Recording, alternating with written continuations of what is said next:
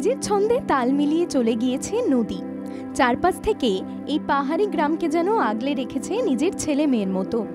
শান্ত স্নিগ্ধ প্রাকৃতিক সৌন্দর্য এই পাহাড়ি গ্রামের সবুজ আবরণের মধ্যে যেন নিজেকে ঢেকে রেখেছে। ভাবছেন কোন উপত্যকার কথা বলা হচ্ছে এখানে?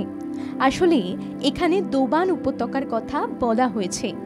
এই দোবান উপত্যকার আরেক নাম দোভান উপত্যকাও। দোবান শব্দটি আসলে নেপালি শব্দ।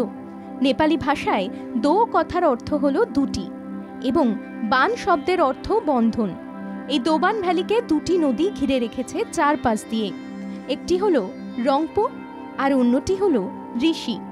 এই উপত্যকা কালিম্পং সাব ডিভিশনের অন্তর্গত। পূর্ব সিকিম হয়েও এই উপত্যকায় পৌঁছানো সহজ হবে আপনার।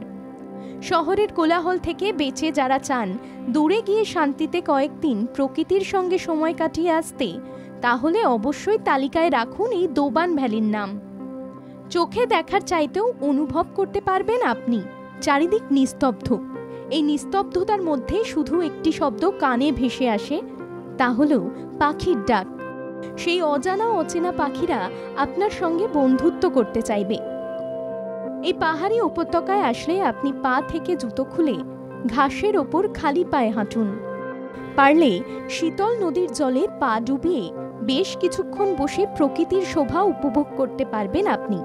এই বয়ে যাওয়া নদীর জলের মধ্যে আপনি নিজের প্রতিচ্ছবিও দেখতে পাবেন।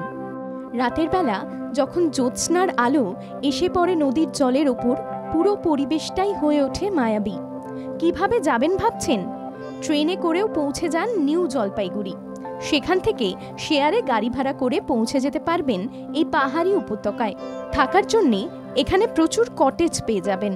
তাই এই এপ্রিলেই গরমের হাত থেকে রেহাই পেতে পৌঁছে যান দোবান উপত্যকা। ব্যুরো রিপোর্ট, বাংলা জাগো।